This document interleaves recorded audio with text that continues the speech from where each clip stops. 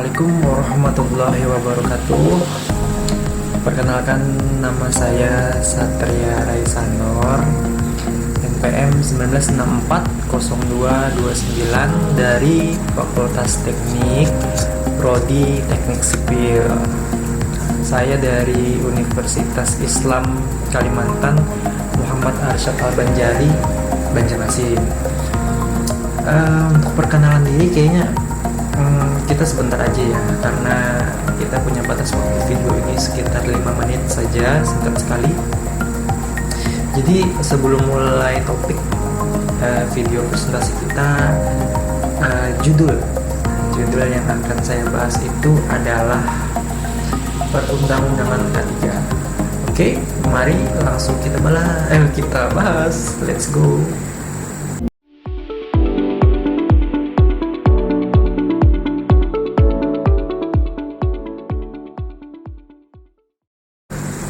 Nah, oke kawan-kawan, jadi bisa kita lihat di layar ya. Di situ ada 5 poin ya. Itu maksudnya 5 acuan dasar dari Perundang-undangan K3, 5 penerbit untuk hukum K3-nya ya. Jadi kita langsung lihat dari nomor 5 yang paling bawah. Itu ada dari Peraturan Departemen Kesehatan atau Permenkes. Nah, untuk ini Permenkes ini mencakup aspek K3 di rumah sakit atau lebih terkait pada aspek kesehatan kerja dibandingkan dengan keselamatan kerjanya. Ya, hal tersebut disesuaikan dengan tugas dan fungsi dari Departemen Kesehatan. Oke, kita lanjut ke nomor 4. Kita main cepat aja ya. Yang nomor 4 ada peraturan dari Departemen Tenaga Kerja atau Kemenaker. Nah, ini meliputi tentang K3 terhadap syarat-syarat keselamatan kerja, yang meliputi syarat-syarat K3 untuk penggunaan lift, konstruksi, bangunan, listrik, pemasangan apar, serta instalasi penyala petir. Nah, biasanya mereka itu ada sertifikasinya. Kemudian yang ketiga, kita maju ke acuan ketiga itu keputusan presiden atau kepres. Kecepatan saya ngomongnya. Keputusan presiden tuh mengatur aspek K3 meliputi penyakit yang timbul akibat hubungan kerja. Itu kalau misalkan ada kecelakaan yang kontinus ya, penyakitnya itu hukumnya bisa terpakai di situ.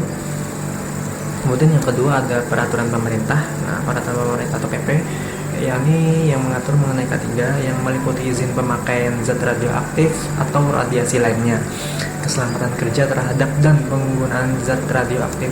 Nah, saya nggak tahu tuh kalau B3 masuk nggak di dalam hukum itu tadi.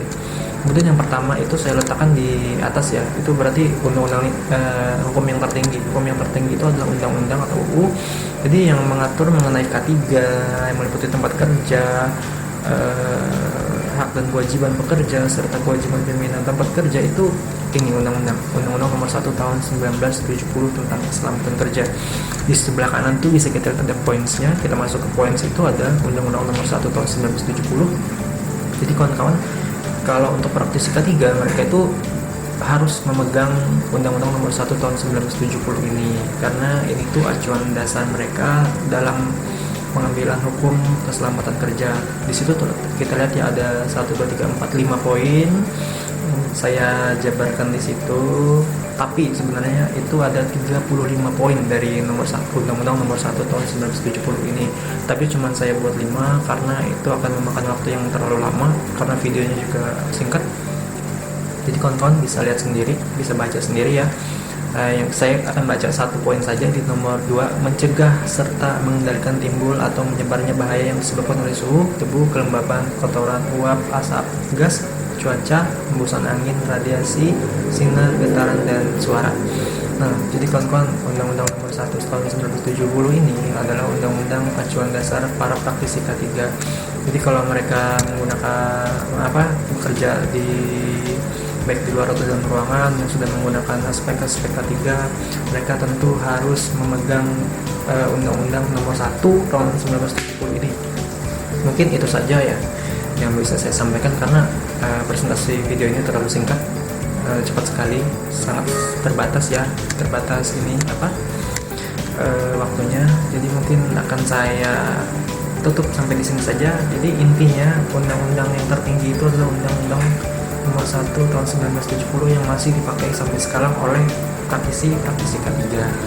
Nah, mungkin untuk video saya kali ini cukup sampai di sini saja dan tidak usah berpanjang lebar. Saya akhiri dengan wassalamualaikum warahmatullahi wabarakatuh. Salam sejahtera untuk kita semua.